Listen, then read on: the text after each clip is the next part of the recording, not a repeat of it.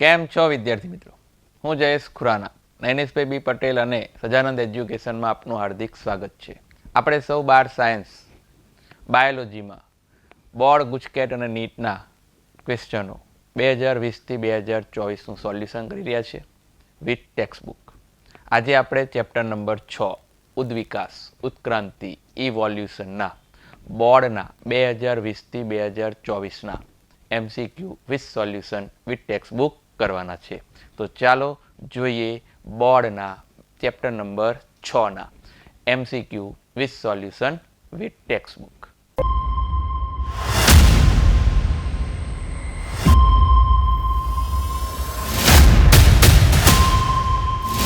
Chapter number 6 ઉદ્વિકાસ બોર્ડના MCQ 2020થી 2024નો question 2024 બોર્ડનો. કયા વૈજ્ઞાનિકે મોટી વિકૃતિ માટે એક પગલાને સેલ્ટેશન તરીકે ઓળખ્યું હતું? કોણ હતા વૈજ્ઞાનિક?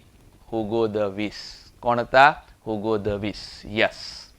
ચેપ્ટરમાં પેજ નંબર 119 ઉપર બેઠી સેન્ટેન્સ છે. 20મી સદીના પ્રથમ દશકામાં હુગો ધ વિસે સેલ્ટેશન, જેને મોટી વિકૃતિ માટે એક પગલું કહ્યું હતું.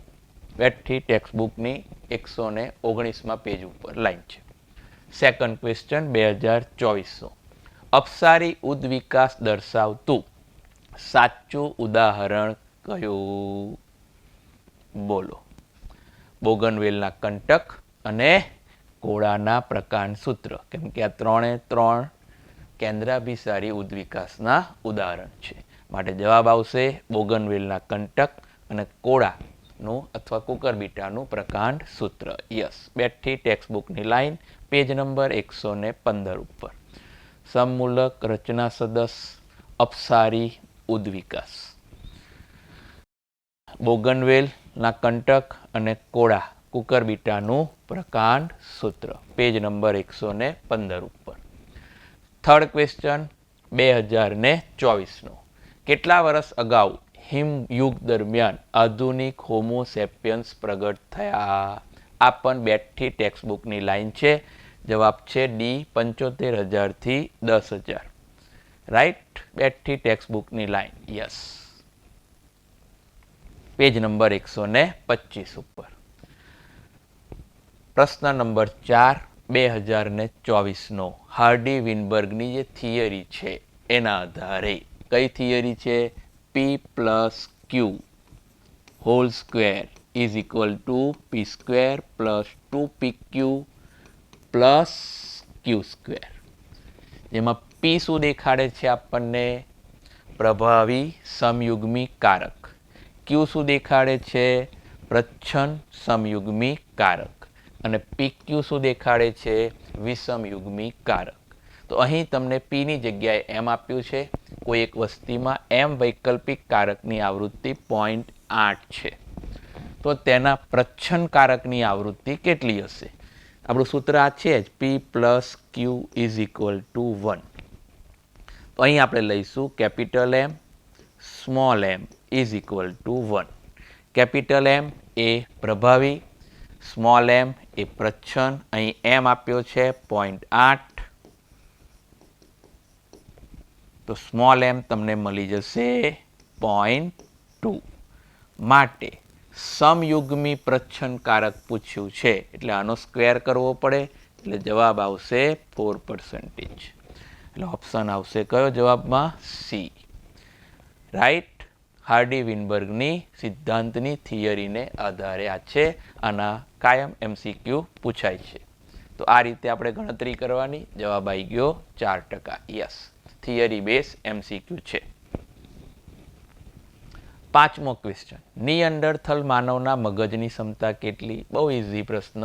1400 cc છે. બેઠી ટેક્સ્ટબુકની લાઈન છે. યસ. 1400 cc. પેજ નંબર 124 ઉપર.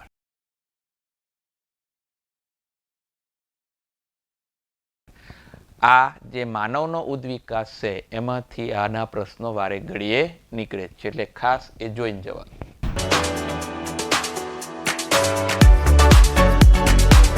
અર્નસ્ટ હેકલેના અવલોકનને આધારે નીચે પૈકી કયું વિધાન સત્ય છે? હેકલે સાહેબ એવું કહ્યું હતું, કોના માટે? ગર્ભીય તબક્કા માટે. બધા જ પૃષ્ઠવંશીઓના કેટલાક લક્ષણો ગર્ભીય તબક્કામાં સમાન હોય, પરંતુ પુખ્તામાં એ કેવા હોય છે? ગેરહાજર હોય છે. આ બેઠું સેન્ટેન્સ હેકલે સાહેબે આપ્યું હતું. બેઠી ટેક્સ્ટબુકની લાઈન છે, પેજ નંબર 113 ઉપર. યસ, સમાન હોય, પુખ્તામાં એ ગેરહાજર હોય. રાઈટ? ગર્ભીય તબક્કામાં કેવું? સમાન, અને પુખ્તામાં ગેરહાજર. પેજ નંબર 113 ઉપર. નંબર 7, તુલનાત્મક વિદ્યાના આધારે અસંગત શોધવાનું છે. એટલે કે આમાં 3 સંગત હશે, રચના સદૃશ્ય અને કાર્ય સદૃશ્યના બેમાંથી કોઈ પણ એકના 3 સત્ય હશે અને એક અસત્ય હશે. જોઈએ. પેગ્વિન અને ડોલ્ફિનના ફ્લિપર્સ. યસ. બોગનવેલના કંટક અને કુકરબીટાના પ્રકાંડ સૂત્ર. તો આ રચના સદૃશ્યનું છે અને આ કાર્યનું છે. માનવીનો હાથ અને ચિત્તાનું અગ્ર ઉપાંગ. આ પણ રચના સદૃશ્યનું છે. વેલનું મીન પક્ષ અને ચામાચીડિયાની પાંખ. આ પણ રચના સદૃશ્યનું છે.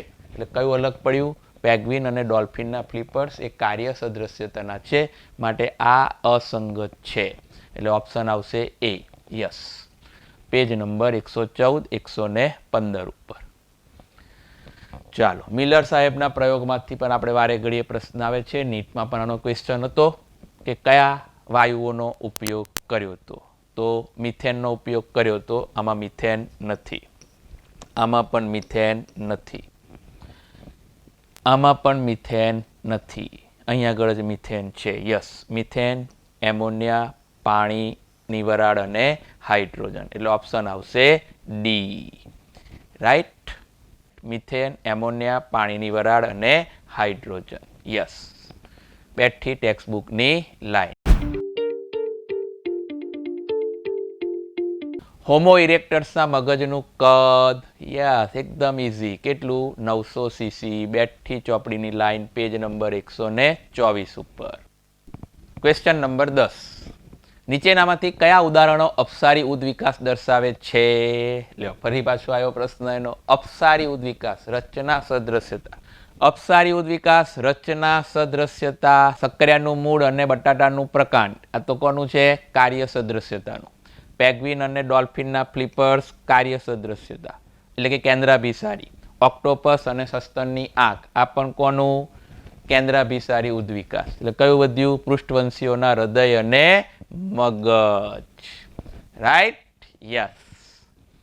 બેઠી ટેક્સ્ટબુકની લાઈન, પૃષ્ઠવંશીઓના હૃદય અને મગજ. અપસારી ઉદ્વિકાસ, સમમૂલક કે રચના સદૃશ્યતા. ચાલો, નેક્સ્ટ. હાર્ડી વિનબર્ગના સિદ્ધાંતમાં વિષમયુગ્મ જનીનની આવૃત્તિને ખાલી જગ્યા દર્શાવવામાં આવે છે. હમણાં જ આપણે કર્યું હતું, p + q નો વર્ગ is equal to p² + 2pq + q². p એ સમયુગ્મી પ્રભાવી, q સમયુગ્મી પ્રચ્છન્ન અને pq એ વિષમયુગ્મી. ઓપ્શન આવશે એ, 2pq. યસ. હાર્ડી વિનબર્ગના સિદ્ધાંતને આધારે. ગુડ.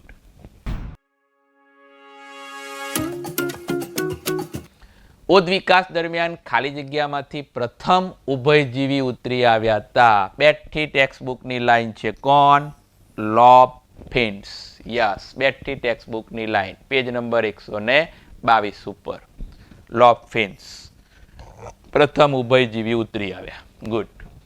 હોમો ઇરેક્ટર્સના મગજની ક્ષમતા એકદમ ઇઝી, 900 સીસી. આગળ પણ આ પ્રશ્ન આવી ગયો.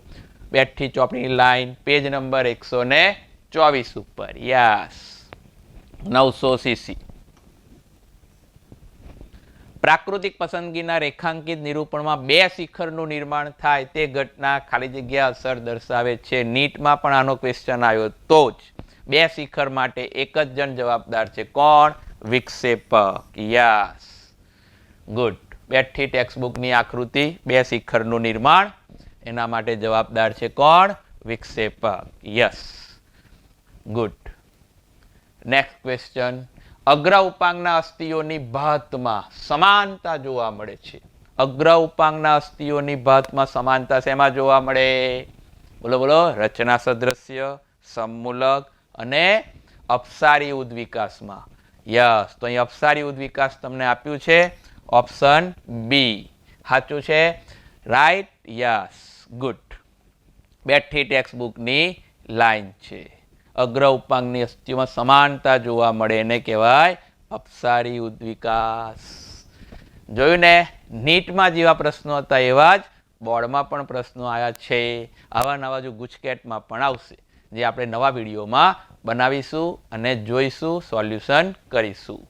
ઓકે વિદ્યાર્થી મિત્રો, આવજો. જય સ્વામિનારાયણ.